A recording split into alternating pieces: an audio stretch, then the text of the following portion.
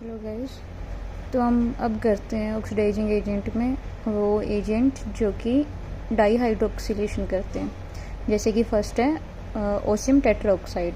ये क्या करता है, सिन एडिशन करता है डबल बॉन्ड पे। जैसे इसमें है मतलब दोनों OHO एक ही कॉन्फ़िगरेशन से आएंगे और अटैक कहाँ पे होगा, जहाँ पे उसे ज़्यादा इलेक्ट्रॉन रिच डबल बॉन्ड मिलेगा।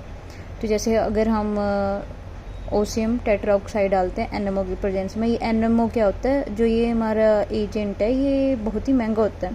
तो इसको उसी फॉर्म में दोबारा कैटलिस्ट को एक तरह से दोबारा से उसी फॉर्म में लेके आने के लिए डाला जाता है। ठीक है, तो इसमें क्या आता है, बिलो द प्लेन आएगा ये। क्योंकि इसमें हाइड्रोजन बॉन्डिंग होती नहीं है। लेकिन अगर हम इसमें TMED डाल देते हैं, ये क्या होता है, टेट्रा मिथाइल इथेन डायअमीन। ये क्या कर देता है, जो हमारा OSO4 है इसको इलेक्ट्रॉन प्रोवाइड कर देते हैं, इलेक्ट्रॉन डेंसिटी प्रोवाइड कर देता है। तो उस केस में ये हाइड्रोजन बॉन्डिंग शो कर देता है। तो इस केस में जहाँ पे भी हमारा पहले ही जो OH है जिस कॉन्फ़िगरेशन में, वहीं पे हमारे 2 OH आएंगे। लेकिन इस केस में हाइड्रोजन बॉन्डिंग नहीं होगी, लेकिन यहाँ पे स्टीरिंग डेंसिटी से मिल सकती है, तो इसलिए वो बिलो द प्लेन आ जाएंगे दोनों OH अपने। फिर सेकेंड है इसमें शार्पलेस एसिमेट्रिक डाई हाइड्रोक्सिलेशन। इसमें क्या होगा, हमें पहली बात तो होनी चाहिए कि डबल बॉन्ड के लेफ्ट साइड में स्मॉल ग्रुप होना चाहिए हमारा। ठीक है, फिर हम मीडियम और लार्ज ग्रुप असाइन कर देंगे, जो भी हमारे उसमें ग्रुप्स होंगे उनके साइज या फिर जो भी फैक्टर है, मतलब स्मॉल मीडियम लार्ज में कॉन्फ़िगरेशन करेंगे। और फिर उसके बाद हम उसकी करेंगे रोटेशन जैसे स्मॉल मीडियम टू लार्ज। अगर वो रोटेशन आती है हमारी क्लॉकवाइज और उसमें डाल रखे है DHQ, तो उस केस में क्या होगा, attack will be from bottom, मतलब बिलो द प्लेन अटैक होगा। और अगर डाल रखे DHQD तो फिर अटैक होगा टॉप में। ठीक है, हम इस केस में क्या करेंगे, क्लॉकवाइज वाले याद कर लेंगे। क्लॉकवाइज वाले में क्या है, अगर क्लॉकवाइज है और DHQD है, मतलब DHQD क्या है, बड़ा है, DHQD बड़ा है इसके DHQ की प्रेजेंस में, और बॉटम और टॉप में से छोटा कौन सा है, टॉप। तो ये एक तरह से वो रिवर्स है। अगर बड़ा हमारा पढ़ने वाला है तो उसमें अटैक होगा स्मॉल वाली साइड से, मतलब टॉप वाली साइड से, और अगर छोटा है तो बड़ी वाली साइड से, मतलब बॉटम वाली साइड से। ठीक है, ये याद रखना, आपको याद रखना पड़ेगा। ये एक क्लॉकवाइज का याद कर लो, एंटी क्लॉकवाइज का अपने आप याद हो जाएगा। और अगर एंटी क्लॉकवाइज है तो इसके अपोजिट होगा, DHQ में अबो द प्लेन और DHQD में बिलो द प्लेन। और अगर ऐसा कुछ आ जाए कि भाई हमें पता ना चले कि भाई ये क्लॉकवाइज रोटेशन है या एंटी क्लॉकवाइज रोटेशन है, तो उस केस में हम मान के चलते हैं कि क्लॉकवाइज ही रोटेशन है। और उसके बाद फिर एडिशन करते हैं कि इसमें प्रोवाइड क्या कर रखे हैं।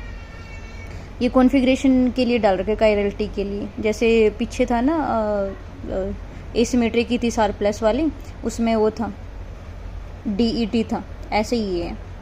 ठीक है, और ये अब कई बार है ना DHQ ये ऐसे नहीं देते, ये लिखा देते हैं DHQ PHAL और उसको लिख देते हैं AD मिक्स अल्फ़ा और AD मिक्स बीटा। तो अगर DHQD है तो मिक्स बीटा होता है और ये होता है अल्फ़ा वाला, तो इसका भी आपको ध्यान रखना है।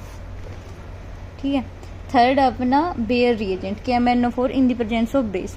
देखो ये 2 होता है, in the presence of base भी हो सकता है और एसिड भी हो सकता है। KMnO4 की ऑक्सीडेशन स्टेट है इसमें +7, और अगर बेस में डाल रखी है तो वो उसको कन्वर्ट कर देता है +4 में। तो उस केस में जो हमारा ऑक्सीडेशन है वो अप टू एल्कोहल ही होता है। लेकिन अगर हमारा डाल रखा है एसिड तो उसका ओवर ऑक्सीडेशन कर देता है, वो +7 से +2 में ही चेंज कर देता है। तो उस केस में हमारा जो ऑक्सीडेशन है वो अप टू कार्बोक्सिलिक एसिड तक भी जाता है। जैसे इस केस में KMnO4 in the presence of acid डाल रखे हैं, तो इस केस में क्या होगा, ये इसको तो कीटोन में चेंज कर देगा और इस CH को चेंज कर देगा कार्बोक्सिलिक एसिड में। अगला हमारा वुडवर्ड रिएजेंट और प्रीवोस्ट में फ़र्क किस चीज़ का है, और बाकी सेम है, सिर्फ H2O का फ़र्क है। और अगर H2O है तो उस केस में हमारा जो एडिशन है वो होता है सिन एडिशन दोनों OH का। लेकिन अगर H2O नहीं है तो फिर होता है ट्रांस, मतलब अलग अलग कॉन्फ़िगरेशन होगी इसमें। ठीक है, जैसे इस केस में डाल रखा है OSO4, सिन एडिशन ही करता है, और जहाँ कोई इसको कम हिंड्रेंस मिलेगी वहीं से करेगा। जैसे कि इसको यहाँ पे कम हिंड्रेंस से बिलो द प्लेन, तो बिलो द प्लेन आई।